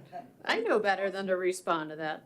No, I'm kidding. The free daycare, oh, I'm not so sure, but we can look into it. We can always look into things. I'm not, I mean, if they're members, don't you get daycare if you're a YMCA member? Let me respond to that. We advertise it, we promote it, we say it's a possibility. 13,000 residents, maybe 3 show up, maybe 3 parents. You know what I'm saying? And I was just there last night. It's got lots of space. There's a couple teenagers up there. It's not like it's going to max out the capacity of the daycare facilities at the YMCA, but and the cost would be practically nothing. And our friends at the YMCA, who are very active in the Chamber of Commerce and want to invite community members, and frankly, by the way, have 0 membership fees in January, which is why the Quigg family signed up again last week. I think the cost would be almost like 0. I'm just trying to give all those residents who, when I talk to, have no idea, close friends of mine, people whose kids I coach, no idea what I'm up to or what's going on with this city. I just want us to reach out as much as humanly possible. So when this does happen, when we do have all this adjustments we need to make to invite in the new families and communities and residents in Newcastle, and we make these changes to housing and to land use and to transportation, all that they can't say we didn't try and bend over backwards, so that they'd be able to watch us do our work and to participate maybe. So just a question, is this an open house or is it a working session, which is, I worry about having too much going on that it doesn't allow us to focus that much because of its, what you described to me is a little more perhaps distracting for me. I think it's great, be great like for an open house session or something, but that's my observation. I think what Charlie proposed just a little bit ago was to have an additional public meeting in June to tell everybody what's going on. So I think that what you're wanting, I think will happen.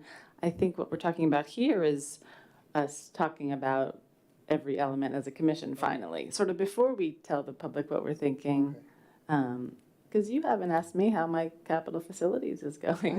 We never talk about it. Before I tell everybody, I want to tell 6 other people. Yeah, I would be open to a half day, whatever it takes on a Saturday. I think it's important to talk about timing though, like second half of March or first half of April, I think would be the latest we'd want to do it, because as we were just talking about that big schedule, you know, we got to be sailing in May, and looks like our meetings are already sort of planned for February. So I think there's maybe just a small window when we might want to do it.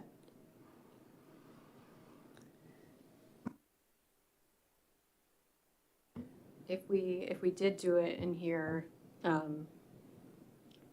as less exciting as that is, we don't have to sit around here. We have a mic in the middle of the floor over there. We can set up tables. I can't offer babysitting, but you know, it'd still be a public meeting. We could stream it on YouTube, although that sometimes works. If people did want to catch catch up with us. I appreciate the comments about the substance of this that I heard earlier from Charlie and Brian. Thank you. And I am on board with doing a half-day drum circle as a group to do this on a Saturday or whatever it is, to sit around and whether if we're on the floor with our, in a circle or whatever, however we want to do it. I love the idea of doing it all at once and having a food fight. I think it's a great thing. So, do you feel like we need to have the workshop first where the scenarios are presented? Or could we do this independent of that? That's going to be in March at a date that is yet to be determined. I think it's independent. I'm hearing it doesn't have to be tied to the workshop, so we could just pick a date in early March, maybe. Sorry. There was a consideration that you would be able to hear from the scenarios workshop things that might affect what your comments on the elements are. I just want to double check that,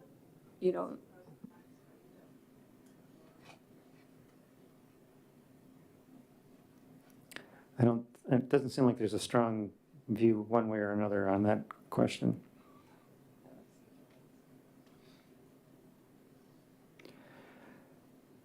So let's, if you would put out one of those surveys to find out people's availability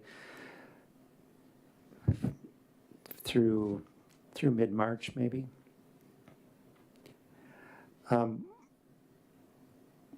How does 9 to 3 sound? Is that too long? Whatever it takes. When do you want to start then? Do you want to start 9 sounds good. 9 o'clock? A 9 o'clock start. We could have a working lunch, or we could just all go out and get some, one of their local restaurants and eat together. I don't know what the rules are. I mean, this is going to be a published meeting, right? So if we're going to, I don't know that we can really go out as a group and be compliant with the open meeting rules, but maybe we can just bring a lunch in here. we could order in, we could have something delivered. I could help with that, so.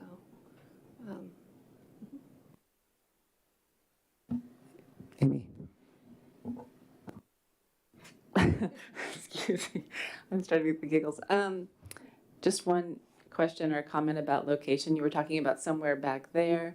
And I do agree that it would be nice to take a break from here. You know, it's just a little awkward to go like this, you know, my neck and stuff. But is there anything special about this room? Like there's a conference room just over there that would would have 7 or 8 people in it. Is that an option, or is there something that I don't know about? If we wanted to put it on YouTube, this is the room to do it. We can't do that in the other rooms. But if we don't have to, I can double check with Jane, City Clerk Westman. I can let you know when I send out the scheduling stuff as well.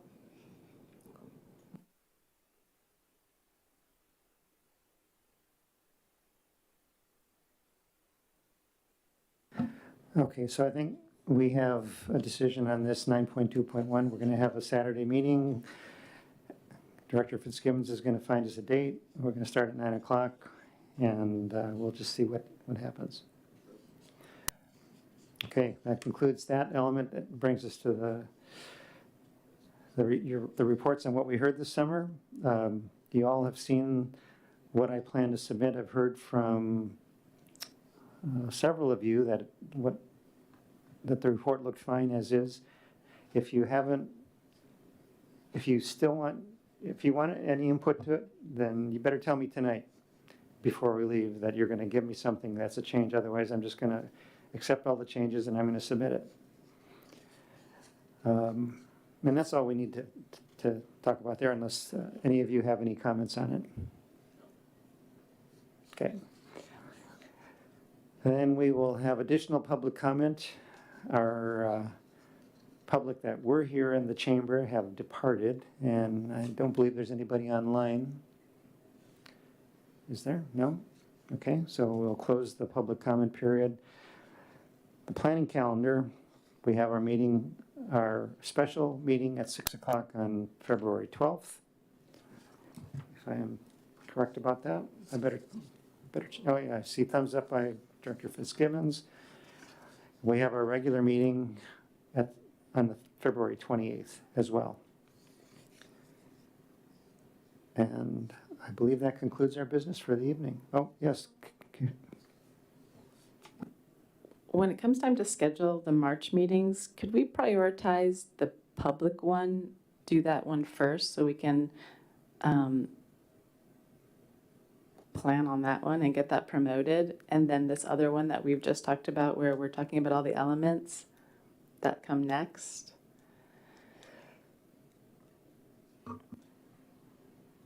Are you talking about which one is, the work is done to schedule it first?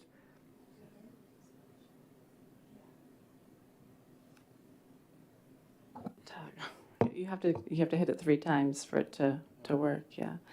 Yeah, I know this is maybe very detailed, but I'm looking at my March calendar, very focused on hearing the survey results. And then I saw on the February 28th meeting, planning the March land use workshop.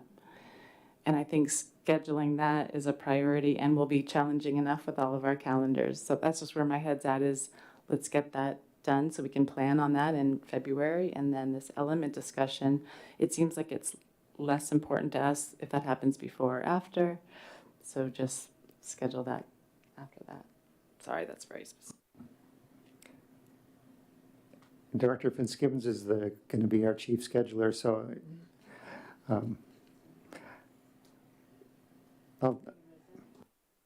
Yeah, so I think we'll do Risden again. And I think I have a way to do it online now. I just got all these invites. I think part of the scenarios, or the land use scenarios workshop, is going to come from SCJ's availability to be here. So I'll start with them. So there are some things we need to wait on before we can schedule that. I think we could schedule our special Saturday meeting without waiting for that. Even if it's the same week, we'll just deal with well,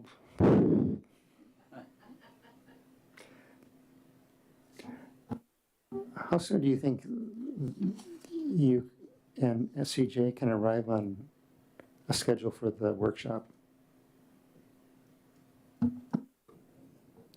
3 times. Yeah.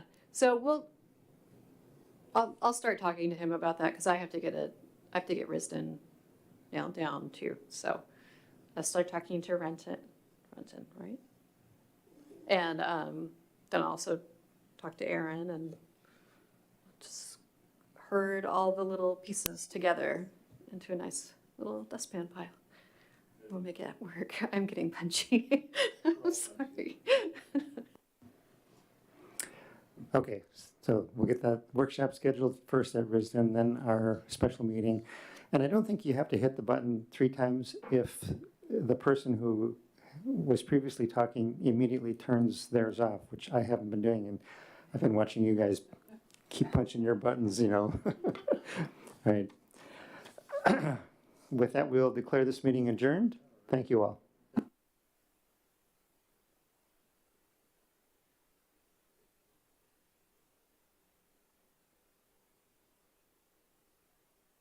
Bye, Scott. He was off video, he's already asleep. There he is. Hey, Bye. bye-bye. I'm gonna practice up for the drum circle. Food fight drum circle.